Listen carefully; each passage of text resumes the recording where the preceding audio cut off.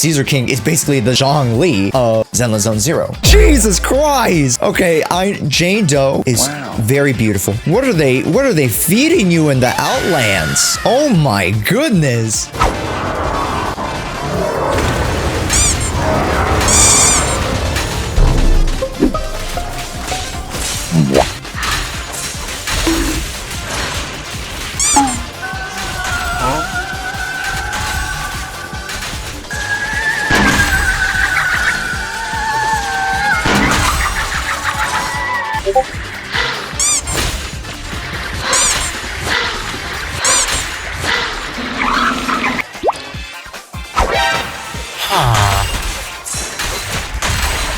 Hello there. Let me tell you something.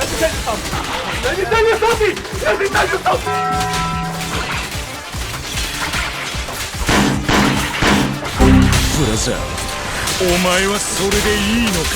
とうとう青い。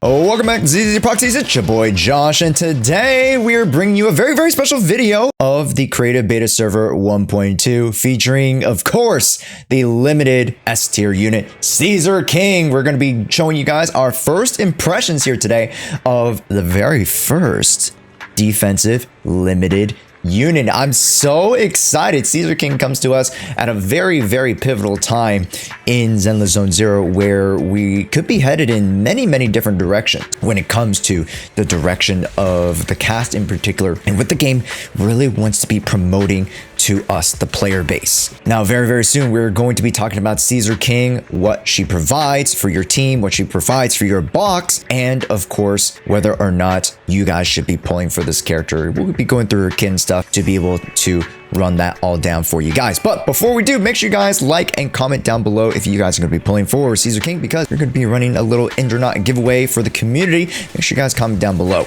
And before we begin, disclaimer, you guys must know that all the information that we show here is from the creative beta server, so a lot of it could be subject to change, and I think Caesar King could be seeing some tweaks here and there, not necessarily nerfs, but tweaks to change her kit. I'm not totally sure, but as far as my first impressions go, I'm very intrigued about her kit.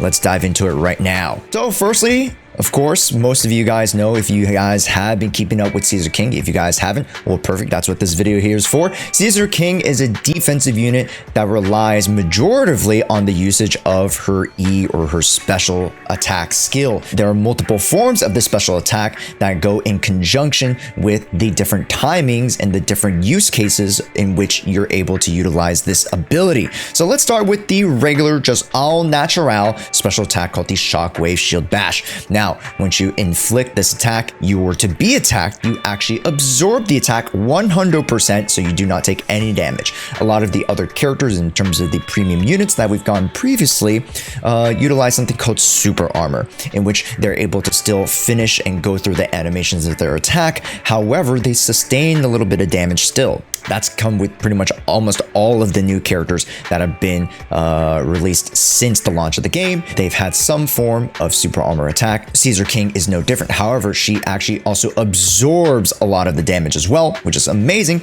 in the form of a perfect block. And when she goes into the stance afterwards, if she weren't to be attacked, she will absorb incoming damage by 40%, and then she will be able to trigger something called retaliation. Now, retaliation is working in conjunction with her core ability here. When Caesar King activates EX special attack, the parry counter, or the chain attack ultimate, or triggering overpowered shield bash, which is her EX special, she buffs the entire team through the retaliation status, so thus gift the entire team a new shield called the Radiant Aegis Shield. And this shield is absolutely disgusting because it equates to 1,400% of her base impact, and we're going to get to impact and how that affects her overall kit. But as you guys must know, she does scale with impact, and then plus another 1400 HP to that shield. And getting into the retaliation state, again, through, defensive assists and through the parry, is going to be incredibly easy. So let's go back to this skill really quickly and let's talk a little bit more about the EX special Overpowered Shield Bash. Now, this ability is super disgusting and it's just so convenient. It is really, really convenient. So after activating the EX special, the parry counter, with enough energy, press the special, and if Caesar is hit by an enemy at the beginning of the skill or interrupt is triggered with the shield strike, it'll trigger the perfect block, again negating your damage of the opponents. And then when the skill is active through perfect block or retaliation, perfect block cannot be triggered again. Character is invulnerable while using this skill. And then when you're here as well, after your dash attack, strike forward with the shield, dealing physical damage. After dodging, during skill activation, damage taken is reduced by 40%. You will press the EX special to trigger retaliation and activate special attack Roaring Thrust, or the EX special attack, the Overpowered Shield Bash. So essentially, after you defensive assist or after you dodge, you will go into the retaliation. Now, the basic attacks for a defensive character, I didn't expect anything too crazy. Very, very simple, and actually is really, really good because I believe there are 2 instances out of this 6 basic attacks that are actually lunging attacks. So then you can actually start chasing your enemies. It is an incredibly, incredibly strong basic attack line, just because a lot of other units don't necessarily have that utilization. This is really, really good, especially if units step back, especially if units are moving around, and it is really, really good. Something very slept on that I don't think a lot of people are going to be keying in on. But then comes basic attack Dead End, and this is where I thought Dead End, this basic attack charge attack is what it is. I thought it was pretty useless. Let's go into why. Basically perform a charge attack to activate the skill, and you consume 1 assist point to toss the shield and attack nearby enemies in all directions. So you basically toss out a shield, but it's basically like blades of sorts, in a little AoE in a circle. It's actually, pretty wide as far as, melee options go. I thought this ability was, why would you consume an assist point for Dead End? To even further my argument, the daze multiplier isn't even that big. The damage multiplier isn't even that big for a charge attack, and also, again, to consume an assist point. It just doesn't make any sense. However, this is where Caesar King's additional ability comes in. Let's start talking about the core passive in conjunction with retaliation and the Radiant Aegis shield, because not only can Caesar defend, but Caesar can also buff. So with the regular core passive, if you have a Radiant Aegis shield upon your team or active on the team, you will gain 1,000 attack. That is insane. As long as you have the shield up, you will have 1,000 extra attack. If that isn't already a reason to get Caesar King as one of the premier buffing units, I don't know what is. That is incredibly easy. That is a flat 1,000, just here you go. We also have the additional ability Battle Spirit. When there is another character in your squad who can activate a defensive assist, or is from the same faction, a la the Sons of Caledon, when Caesar activates perfect block, retaliation, defensive assists, right, which basically leads into your retaliation of sorts, whether you dash or not, or the basic attack Dead End. This is where the charge attack comes in. She applies a debuff effect to the enemies within a 7-meter radius for 30 seconds. Her buffs are so long. All you need to do right before you go into your stun window is have Caesar set you up, right? Make sure that your Aegis shield is set up properly, right? You can start the entire fight with Aegis shield, and then right before your stun, go and activate retaliation and or perfect block. You do a charge attack in order to make sure that you have this debuff on, whether or not you did your perfect block or not. You just let your Jane Does, you just let your Juyens, you just let them fly. Oh my goodness. You have 1,000 attack, 25% extra damage bonus, and with the impact, almost a 3,000 HP shield that's able to be refreshed at the click of a button, because that click of a button is only 40 energy cost. 40 energy cost. And if you were to perform the overpowered shield bash, again, the overpowered shield bash coming from the parry counter, it costs less. So thereby which it actually promotes you to actually performing these defensive assists to utilize this EX special so that it costs less, and then you're able to still do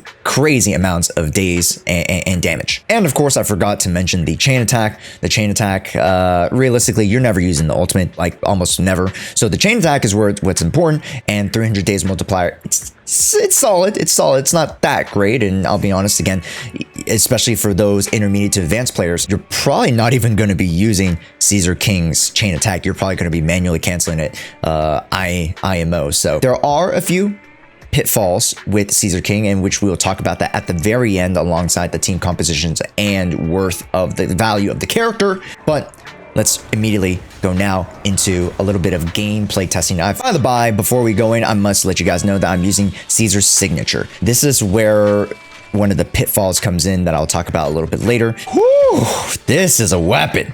And we can't forget about Caesar King's new set, which I'm going to make an entirely whole separate video on, because this set and the other new set, wink wink, do require a whole video on its own. Just know we are using the Proto-Punk, which provides extra shield and provides extra damage once you perform defensive and evasive assists. And we're running a 2-piece impact as well, just to buff up her overall day's potential. All right, let's begin here. So for the sake of the argument, I'm going to also be maintaining Caesar King's EX special. You know, I need a perfect assist. There we go. And there we go. There's retaliation. And you guys can see really quickly, I have the shield on right now. Let's have him attack me real quick. And then bow, we performed the shield bash as well as, would you be able to attack me? Perfect. And then let me perfect dodge. Shield bash. And then here's our attack. After that, I did dead end. We launched the stun. And then dash attack here. Dash attack here. Dash attack here. Sao cow. Kaboom. 600. Woo! 650K!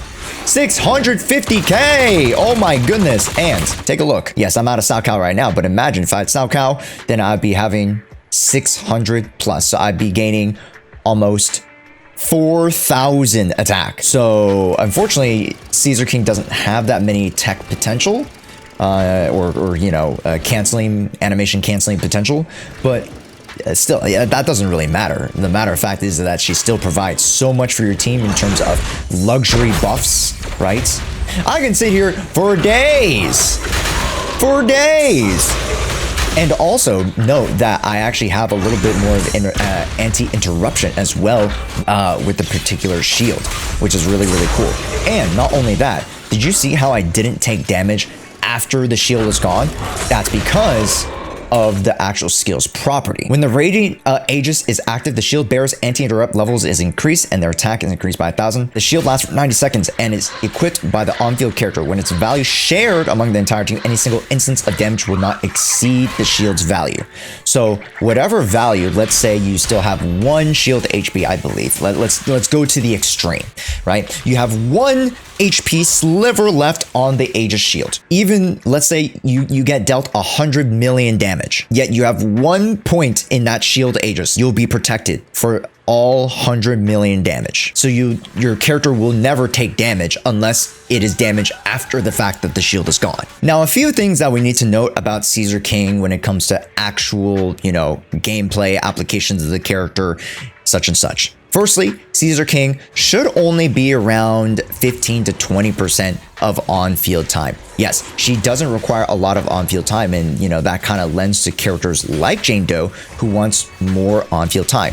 If you could have your stun, you know, burst stun characters like Kaleda, that's why Kaleda just went up in the tier rankings, because burst stunners are the new it factor, right? Versus having to continuously spam left click and then, you know, get carpal tunnel. You can just use Caesar King.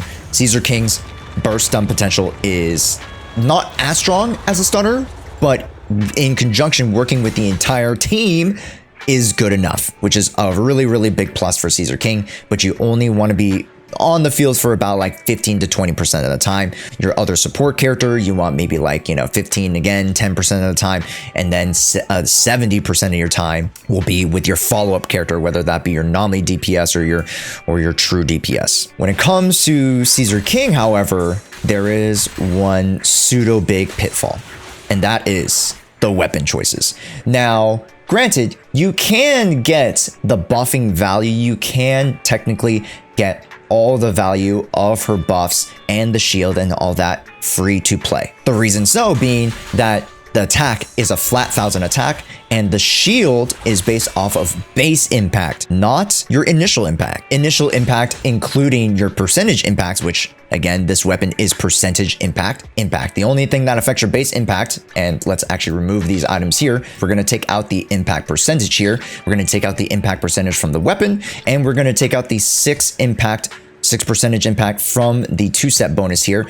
And ta-da, let's take a look. Her base impact is actually 123, something that is a huge plus for Caesar King. However, let's go over the weapon really quickly. This weapon is absolutely disgusting, giving you impact, shield value bonuses, damage increases by 18%, and daze by 12%. This weapon is all encompassing, yet realistically is the only competitive weapon for Caesar King. The next best option for Caesar King is the original Transmorpher, and this will increase your HP by 8%, which really doesn't do much for Caesar King because, the shield isn't scaled off of HP. Little tough about the original Transmorpher. So with very little options to actually buff her impact potential, this is where the drawbacks start to happen with Caesar King, is that instead of having 15 to 20% on-field time in order to build up the stun, she's having to go for 25, 30% of the time, maybe even the higher ends 35% of the time,